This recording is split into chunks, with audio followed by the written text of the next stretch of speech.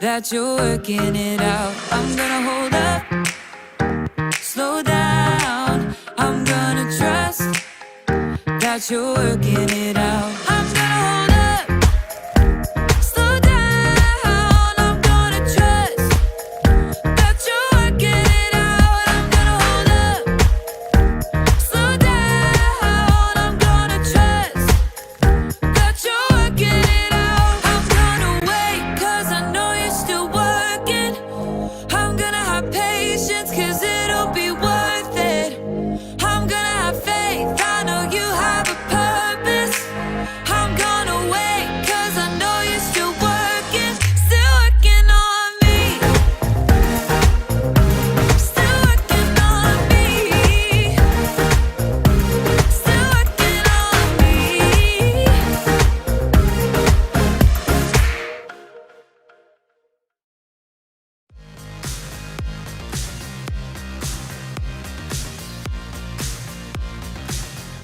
Bon appetit, everyone! My name is Graham. I'm dressed like this because I want to know what it feels like to be a real chef. I want to be able to bake a cake that's as tall as me. I want to make chocolate chip cookies that are so gooey the chocolate stretches a full 6 feet. I want to understand what fondant is. Fondant? Fondant? I want to be able to say the word fondant. But like most things in life, becoming a real chef takes time. It takes patience. Patience is waiting until later for what you want now. And I know a thing or two about patience. I signed up for a baking class 6 weeks ago that wasn't supposed to start until today, so I have to wait. And today I found out that the class has been postponed for another 2 weeks because our teacher is sick. It looks like she's going to be okay, but still, I have to wait some more. So now I'm wondering, what if I never get to go to class? What if it gets postponed again and again and again? What if it stays this way forever? The longer I have to wait, the harder it gets. If only there was some way to make the waiting not feel so hard. Maybe there is a way. In today's story, we'll learn about a guy named Simeon who had to wait a long time for God to keep his promise. But Simeon didn't have to wait alone. So, I guess I'll see you soon. I'll just wait here. Oh man, I could really go for one of those gooey chocolate chip cookies right about now. Chocolate. The Bible. It's 66 books of history, stories, letters, and poetry that fit together to form God's one big story. The epic adventure of how He created us and loves us so much that He made a way to rescue us. As we travel through the Bible, from Genesis to Revelation, we discover people who met God and found their lives changed forever. Now, for an amazing story, inspired by the book of Luke, chapter 2, verses 25 through 35. The birth of Jesus was unusual in many ways. He entered the world in a shelter with the animals and was celebrated by an entire host of angels. Glory to God in the highest. But Mary and Joseph cared for Jesus as with any child. When he was about 6 weeks old, they prepared to present him to the Lord at the temple. The law says we must offer a sacrifice of 2 pigeons. Or doves. How is he 6 weeks old already? But as Mary and Joseph set out for Jerusalem with their firstborn son, someone was already waiting for them, a man named Simeon, and their stories were about to collide. Simeon had grown up in Jerusalem, faithfully worshiping God. He prayed daily. Lord, help me understand your law. Help me serve you with my whole life. Simeon would have studied the scriptures, words from the prophets from hundreds of years before. The people who are now living in darkness will see a great light. They are now living in a very dark land, but a light will shine on them. What light, Lord? Over the years, Simeon continued to pray, to worship, and to seek God in the temple. God's Holy Spirit was with him. And one day, the Spirit made Simeon a promise. You will not die before you see the Lord's Messiah. Me? With my own eyes? Thank you, Lord. Simeon believed the promise and waited in joyful expectation. Will it be today, Lord? Simeon waited some more. Will it be this year, Lord? And then he waited still more. How about this decade? We aren't quite sure how long Simeon had to wait, but when his hair turned snow white, he was still waiting. Soon, Lord. Today, at last, Simeon received a new response. The temple courtyard? I'm on my way. Where's my cloak? My walking stick? God's Spirit led Simeon straight up to the Temple Mount and into the courtyard. Simeon stood in the center of the courtyard, allowing the voices to wash around him. He wasn't quite sure what he was looking for, but he knew God would reveal it to him. A baby? Simeon turned quickly to see a young couple nearby. The man carried a pair of doves in a small cage, the usual sacrifice after a child was born. The woman cradled a tiny baby in her arms. Joseph, where do we go? Excuse me. Both the man and the woman looked up quickly. May I hold the child? Well, all right. Yes. Simeon took the child gently into his arms. In the eyes of this infant, he saw the face of God, the rescuer, God's promised Messiah. His name is Jesus. Overwhelmed, Simeon turned his gaze toward heaven. Lord, you are the king over all. Now let me, your servant, go in peace. That is what you promised. My eyes have seen your salvation. You have prepared it in the sight of all nations. It is a light to be given to the Gentiles. It will be the glory of your people, Israel. Mary and Joseph stared in amazement. We knew he was special. This. Simeon looked down at the child, then glanced up at Mary and Joseph again. May the Lord bless you both. Gently, Simeon returned Jesus to his mother's arms. After a lifetime of waiting, Simeon was overjoyed to see the fulfillment of the promise God had given him so long ago.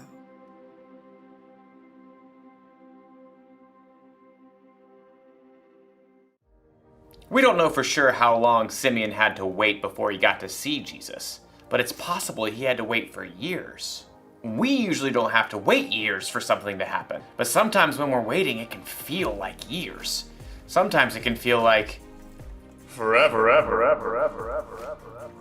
Like when you're waiting for your birthday or Christmas, or when you're waiting to feel better while you're sick. I know it's hard to wait, but here's the good news. You don't have to wait alone. God is with you. He knows what you're going through. He knows what the whole world is going through, and He knows how it will all turn out. So talk to God. Put your trust in Him. He's going to be with you through everything. In fact, God will be with you forever. So, that's the one thing to remember today. When you have to wait, remember God is with you. I still have to wait for my first baking class. Maybe it'll happen in 2 weeks, maybe longer. But no matter what, I won't be waiting alone. God will be with me. I'll see you next time. Hopefully I'll have some gooey chocolate chip cookies for us to try by then. I wonder if the goo will stretch from me to you. I can't wait to find out. See you then.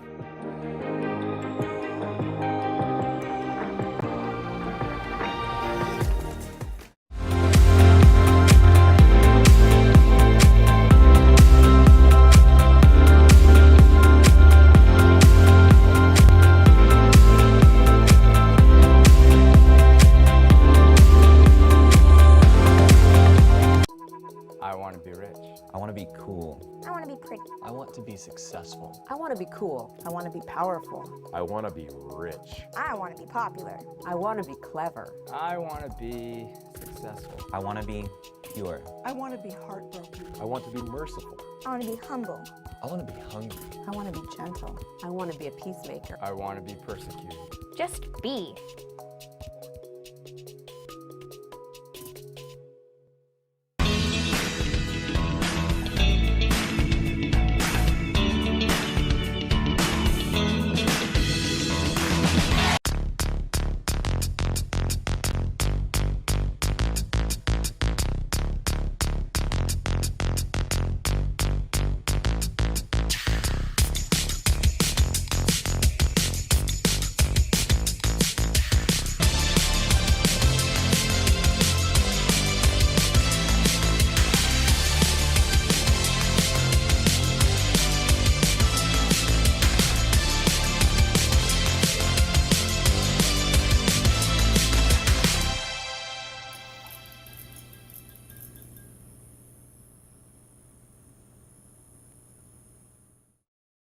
Have you ever noticed there's one category in life that always causes arguments? No, I'm not talking about politics, although it's true there too, or religion, which happens as well. I'm talking about superheroes, or more specifically, superhero movies. You're either on one side or the other. It's either Marvel or DC. The choices are very clear. And if people disagree with you, they will for sure let you know. Either way, it seems like most people love superheroes, just in general. In fact, superhero movies are some of the largest grossing movies ever. And why? Well, I think people love a good hero because of what they do and who they are.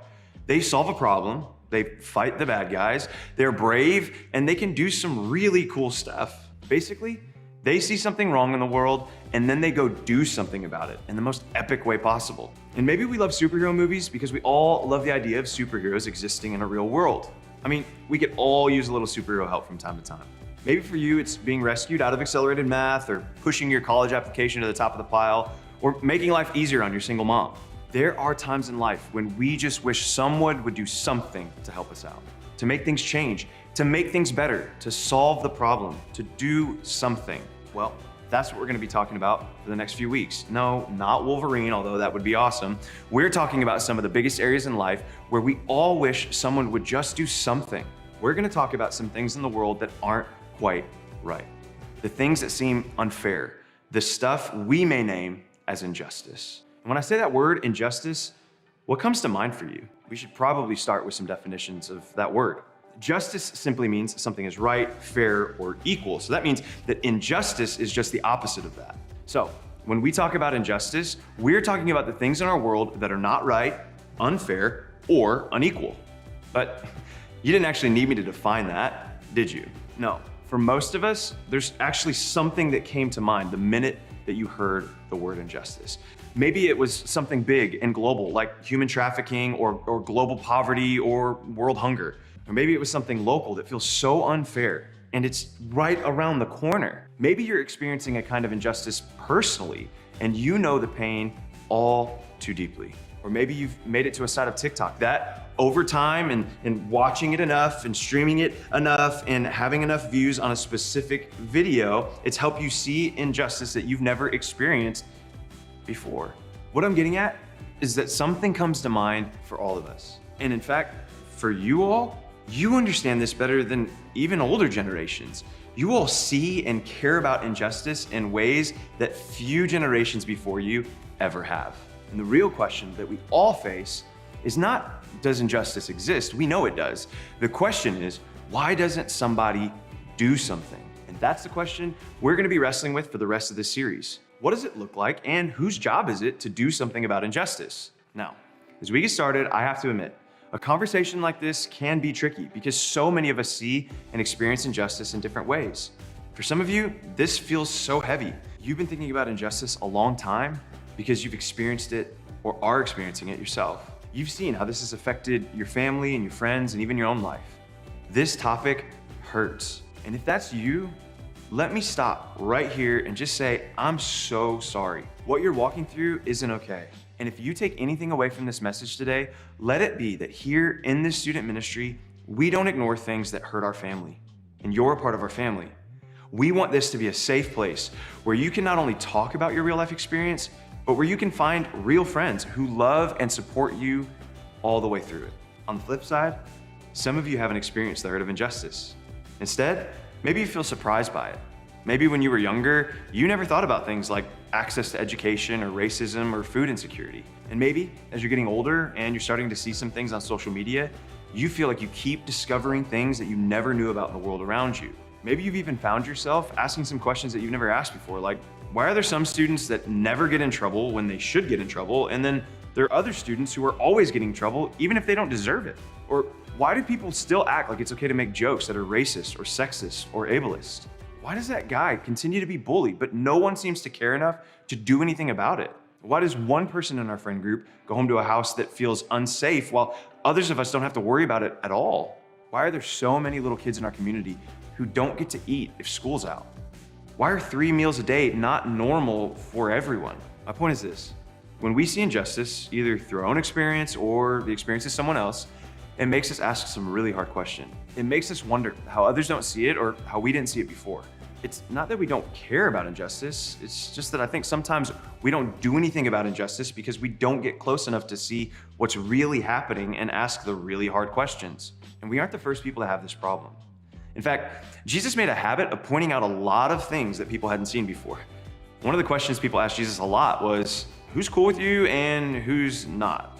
Okay, maybe they didn't say it like that, although it would have been awesome if they did, but they did ask Jesus this kind of question in a lot of different ways. And like Jesus did so many times in conversations, he answered with a story. Jesus often used stories with real life examples to reveal a bigger truth. They're called parables. And in this case, he used the story of the sheep and the goats, not goats like you might be thinking. That's LeBron James. It's a totally different meaning, and you'll find out why here in just a second. He used that illustration of sheep and goats to explain the differences between the righteous and the unrighteous, or those on the right side and those on what he would say is the wrong side. Or to think back to our superheroes, it's the good guys and the bad guys. It's Iron Man, Thanos. Yeah, you know what I'm talking about. Jesus was simply trying to make it clear that there were 2 categories here. And since flocks and shepherds were a part of life in ancient Israel, just like superheroes are for us, everyone would have been familiar with this example. So again, the question presented to Jesus was, who's cool with you? Who's in good standing with you? Who's on the right side and who's on the wrong side? And in this story, the sheep are the right or the righteous, and the goats are not. So listen to what he says, specifically about the goats. He says this, "Then he will say to those on his left, 'Depart from me, you who are cursed, into the eternal fire prepared for the devil and his angels. For I was hungry, and you gave me nothing to eat. I was thirsty, and you gave me nothing to drink. I was a stranger, and you did not invite me in. I needed clothes, and you did not clothe me. I was sick and in prison, and you did not look after me.' They also will answer, 'Lord, when did we see you hungry or thirsty or a stranger or needing clothes or sick or in prison and did not help you?' He will reply, 'Truly I tell you, whatever you did not do for the least of these, you did not do for me.' Then they will go away to eternal punishment, but the righteous to eternal life." That's a lot. I mean, in this story, Jesus distinguishes between the righteous and the unrighteous, the good guys and the bad guys, by how they responded to the needs of the least of these, whom Jesus defined as prisoners, the hungry, the sick, and strangers. In other words, people who need the most help, or people who feel the most pain, or get the worst treatment. Now, that may seem a little bit extreme. Is Jesus really that mad? I mean, he used some really strong words because they didn't give someone some water? I mean, listen to the level of shock that the goats expressed in their response to the King Jesus. They responded this way, "When did we not see you? And when did we not clothe you or feed you or give you water?" It's as if they're saying, whoa, not me. I'd never do that. I would never ignore someone in need. So Jesus hadn't physically been hungry or thirsty or in prison, but he really wanted to make a point. He's going, not only did you not do something about the injustice, but you didn't even see it. What he's saying is, you definitely saw the people, but you didn't see what was happening as injustice because you didn't see how much those people matter to me. In fact, when we don't see it, it's like Jesus takes personal offense as if we don't see him. Think about it like this. You might be missing out on a part of what it means to follow Jesus himself. Remember, this is a story about who is cool with Jesus and who isn't. And he's very clear about the answer. His people are people who see and act when it comes to injustice. Now, I'm not saying that that's what it takes to start a relationship with Jesus. That's a different conversation. But I am saying that if you get to know him, you'll see that Jesus always cares about injustice. He always speaks up for others and always fights for what's right. And if you follow him, you'll become more like him in that way. You'll begin to care about the things that he cares about. And because of Jesus' example, you may begin to see injustice differently than you ever have before. You may even feel compelled to do something more than you ever have felt before. Don't worry, we'll talk more about exactly what that could look like over the next few weeks. But for now, let's just start with one thing that we all have to choose to do first. Before you do something about injustice, you have to see it. That's where we need to start. We need to be able to look around and see what's happening in the world around us and in the neighborhood around us. We need to be able to notice the injustices in our daily, ordinary world. We all have room to grow in this. So, here are 3 simple things that we can do together. First, try to get close enough to see. And how do we do this? Well, there are a few things that we can do. For starters, we can pray and ask God to help us see things the way that he does. Then, we can spend some time with people who are different than you and I. This doesn't come natural because we typically gravitate toward people that we are the same as. But in order to see what's going on in the world, you have to get to know people in the world, not just in your circle. So, get close enough to see. Start up a conversation with someone in your class. Sit next to someone different than you in the cafeteria. Get a job that will help you meet people outside of your school or even outside of your community. Volunteer somewhere. Put yourself on the path to interact with different people. These are all ways to get close enough to other people in order to see the world from someone else's eyes. And you can make an effort to learn about others' experiences on your own. Watch a movie about injustice. There are so many of them.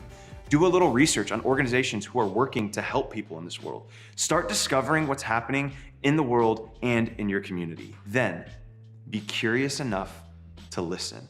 I mean, really listen. The quickest way to see injustice is to listen to people that are experiencing it. When someone tells you about experiencing injustice, take the time and give them the attention by listening. And don't just listen, really try to learn. Try to imagine yourself in their shoes. Think about what they're saying. And here's a heads up. It's going to make you uncomfortable. It makes me uncomfortable when I do this, especially if it's the kind of injustice that you've never experienced, or worse, the kind that you didn't realize that you may have participated in. This is when the conversation gets real. I mean, really real.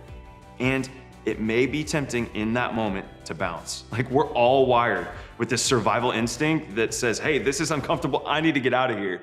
I mean, literally some of us act like we're gonna die if we have to talk on an actual phone instead of texting. That is me. Why do we still make phone calls? But whatever, that's a different conversation. It's just uncomfortable. That's why we do it. And we, because we're human beings, hate being uncomfortable. But in this case, discomfort isn't necessarily bad. In fact, it can be really helpful. It's actually a good sign when bad things make you uncomfortable. It means you're beginning to see things the way that God sees them. So, keep listening, try to learn, and when you hear about injustice, be curious, really curious, even if it's a little bit uncomfortable. Okay, now there's another way that can be really helpful that we don't always think of, and it's to be curious about your own experience too.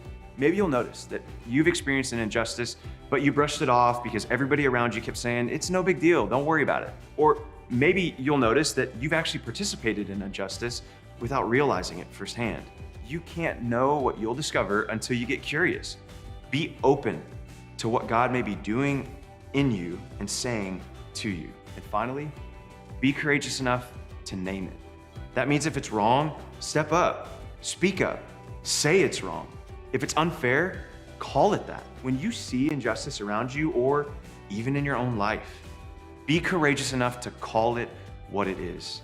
Identifying injustice takes away some of its power because we can't change what isn't seen, acknowledged, or talked about. And this may be the hardest part for some of us. It's risky, it's awkward, and it's uncomfortable, but it's so important because once we name injustice, we also begin to feel ownership and the responsibility to do something about it. Listen, so much of following Jesus is learning to see and to think and to live in a way that's not natural to us. One of the things that I love about your generation is that so many of you actually see and care about injustice more than the generations that have gone before you. Here's what I'm getting at. You can be the generation to do something in areas where it seemed impossible for so many years. But the first step to doing something is seeing it and helping others to see it too. That's why we have small groups. There, we can actually talk about these things, real, difficult things, and we can help each other see things that we haven't seen before. In fact, your small group leader is an incredible person to talk to as you're processing and discovering new ways to see the world around you. Now, as you head out, I want you to think about this incredible quote from Maya Angelou. She's a famous writer who wrote about injustice pretty often. She said this: "Do the best you can until you know better. Then, when you know better, do better." That's what this series is about. Seeing better so we can know better and ultimately do better.